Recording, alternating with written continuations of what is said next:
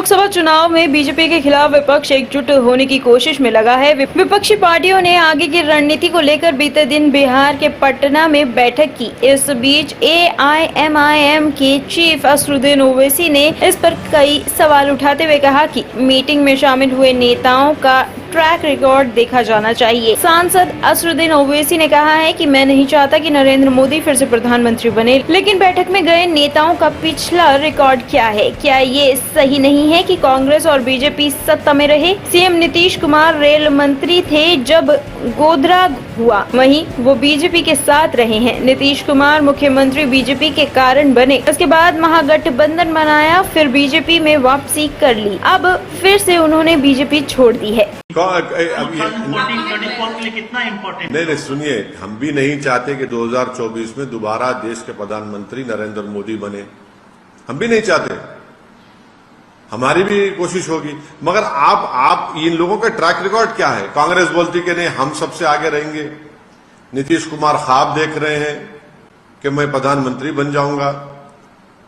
दूसरे लोग सब अपने अपने ख्वाबों को देख रहे हैं। हम लोग अपनी अपनी बात कर रहे हैं। आपने तो किया ना। आप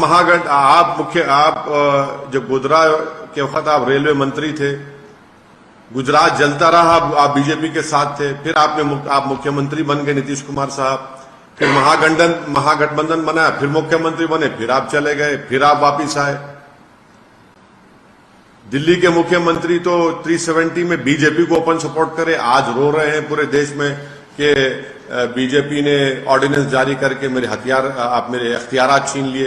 आप तो 370 का सपोर्ट करे थे। आप बात करते हैं कम्युनल सेकुलरिज्म की, और वहां पर शिवसेना के साथ आप अलायंस करके मुख्यमंत्री बनाते हैं उनको, उद्धव ठाकरे को, और शिवसेना वहां पर है। ममता बनर्जी है जो कहती है कि मेरा गोत्रा सबसे बड़ा है। आप कम्युनलिज्म से मुकाबला करेंगे इस तरह से? नहीं, हमको इसलिए नहीं बुलाई क्योंकि हम सच्चाई को बयान करते हैं। और वहां पर ये जितने भी लोग हैं, जितने भी नेता वहां पर हैं, ये तीन चीजों को नहीं चाहते कि इंक्लूडिंग बीजेपी, कि मुस्लिम, दलित और आदिवासियों का पॉलिटिकल एम्पावरमेंट हो। ये चाहे ये लोग हो या बीजेपी, कभी नहीं चाहेंगे लोग कि मुसलमान, दलित और आदिवासियों का पॉलिटिकल एम्पावरमेंट हो। सर, उनका विजन कैसा देखते हैं? अगर ये जो अपोजिशन पार्टी से, आप भी अपोजिशन पार्टी है, आप चीफ है, तो मतलब आप कैसा देखते हैं? इनका विजन कैसा देखते हैं? क्या विजन है बोलिए आप, मेरे को नहीं मालूम। सिंपल देखे हैं, बीजेपी से लड़ना है, उनको हराना है, इसीलिए तो ऐसा हो जाए। ये विजन है, ये विजन है आपका, ये विजन है आपका। आप ये विजन को लेकर जाएंगे देश के सामने? जाके लेके जाइए, मालूम होता आप लेकर जाइए। अगर आप जो कह रहे हैं उनका वो विजन है, इसको विजन बोलेंगे आप?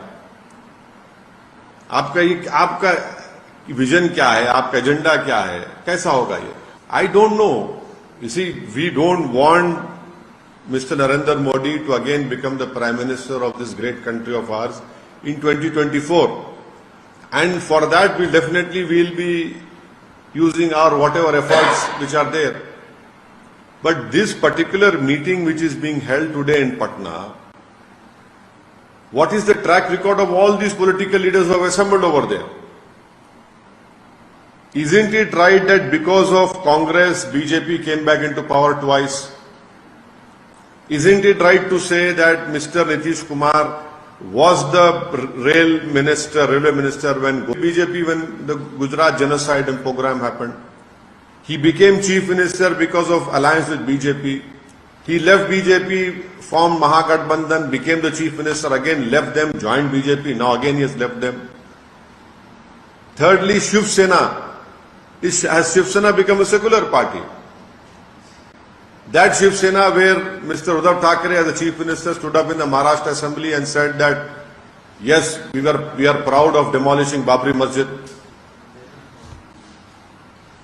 The chief minister of Delhi supported BJP when in the Lok Sabha and Rajya Sabha when Article 370 was removed in an unconstitutional way.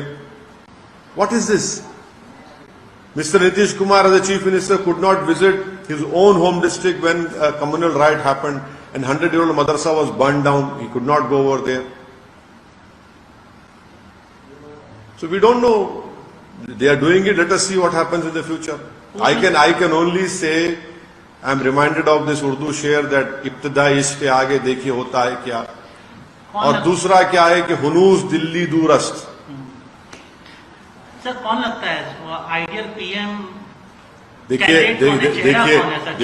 देखिए आप जो है ना, नरेंद्र मोदी जो चाहते हैं वो पूछ रहे हैं आप। नरेंद्र मोदी ये चाहते हैं कि चेहरे सामने आ जाए और मैं सबको देख लूंगा।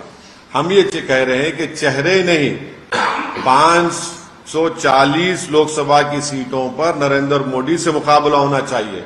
आप जिस दिन चेहरों को लेकर आएंगे, ये चेहरा है, ये चेहरा है, ये चेहरा है, भाई ये चेहरों को लेकर आएंगे, बीजेपी को फायदा हो जाएगा। चेहरा होना चाहिए बेरोजगारी का, चेहरा होना चाहिए मॉब लिंचिंग का, चेहरा होना चाहिए इन्फ्लेशन का, चेहरा होना चाहिए जीडीपी का। ब्यूरो रिपोर्ट टीम सनसनी 24 घंटे न्यूज।